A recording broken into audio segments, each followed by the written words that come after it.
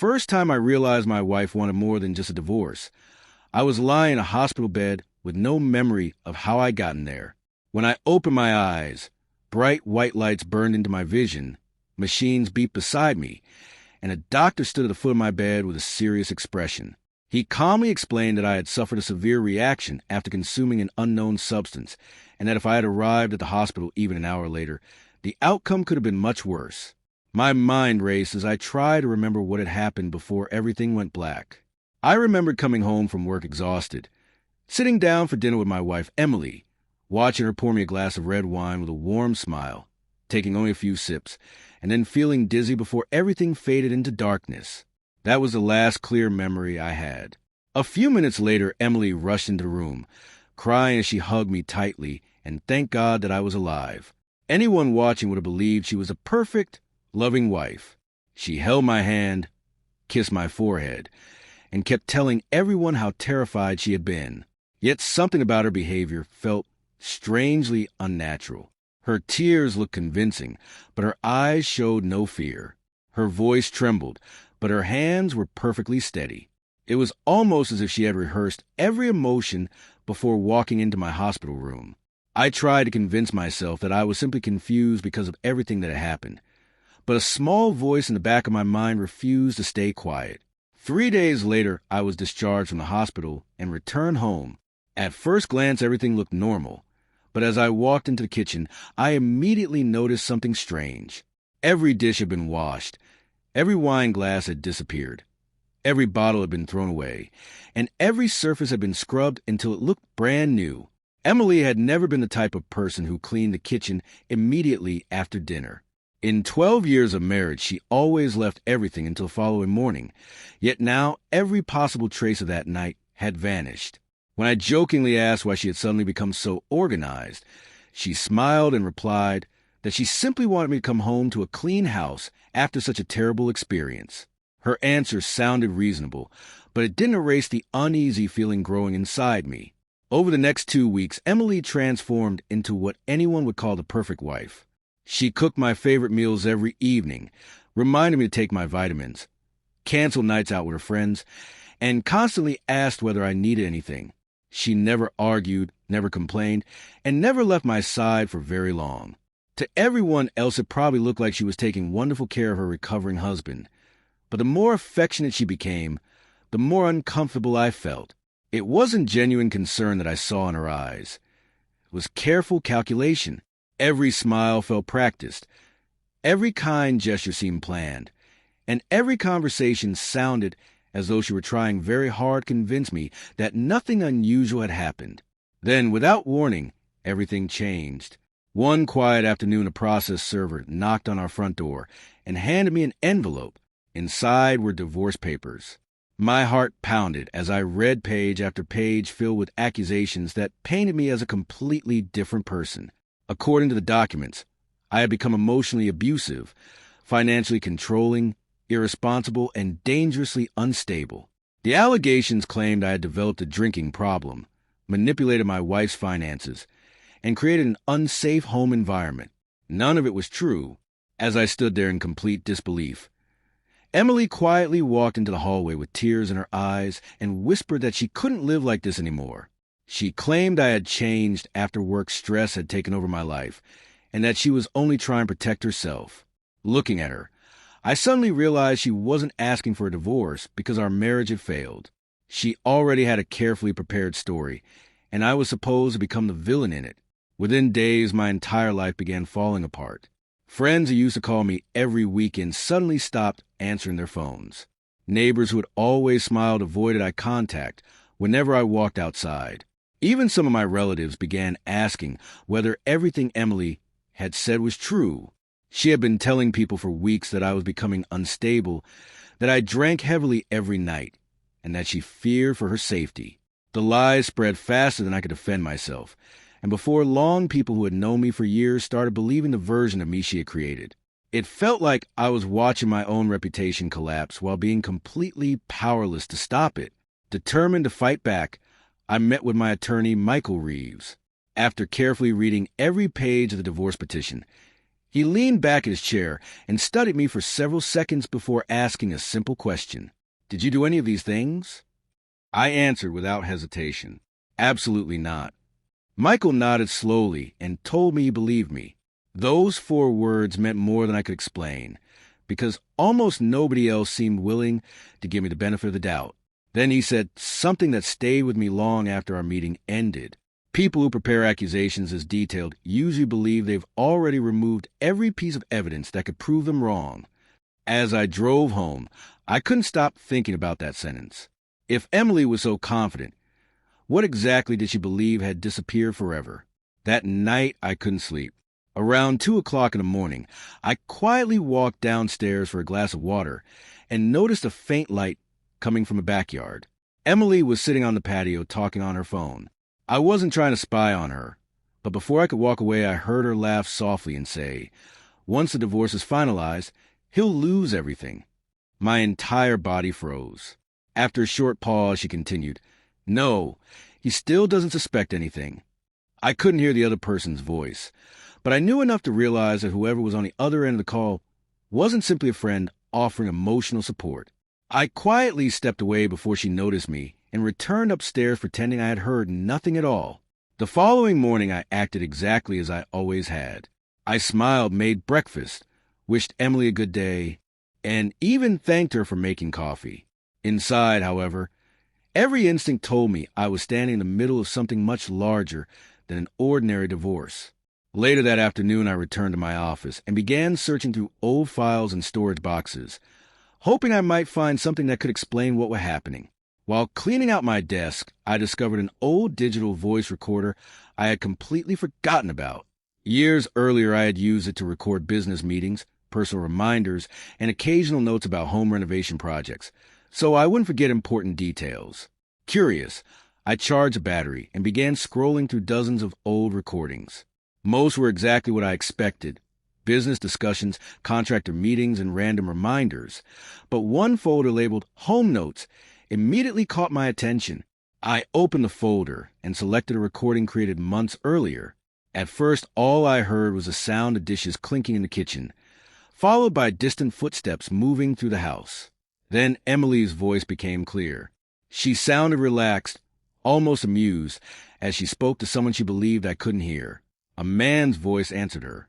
I listened carefully, trying to recognize him, but before I could place the voice, one sentence sent a chill down my spine. "He trusts you completely," the man said calmly. Emily laughed quietly before replying. "That's exactly why this will work." My hands tightened around the recorder as my heartbeat echoed in my ears. I looked down and realized there were dozens of recordings in that folder, recordings I had never listened to. In that moment, I understood that the device collecting dust inside my desk might contain the very evidence someone believed had been erased forever. I took a deep breath, clicked on the next recording, and prepared myself to hear a truth that would change my life forever. My hands trembled as I pressed play on the next recording. For several seconds, there was only silence, followed by the sound of a door closing. Then Emily's voice became clear again. She wasn't speaking like the loving wife everyone knew.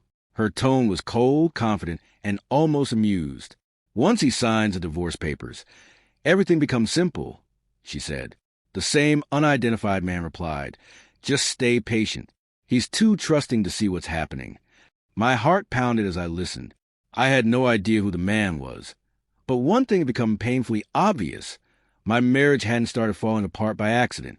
Someone had been planning every step long before I realized anything was wrong. Over the next several hours, I listened to every recording stored on the device. Most conversations sounded ordinary, but scattered between them were short exchanges that painted a disturbing picture. Emily repeatedly discussed gathering documents, preparing financial records, and making sure certain conversations happened only when I wasn't home. None of the recordings contained a dramatic confession, but together they showed careful planning and repeated references to presenting a false version of our marriage. I copied every file onto multiple encrypted drives and immediately contacted Michael. When he heard a few excerpts, he remained calm before telling me something important. "Don't confront her. Let her believe you still know nothing.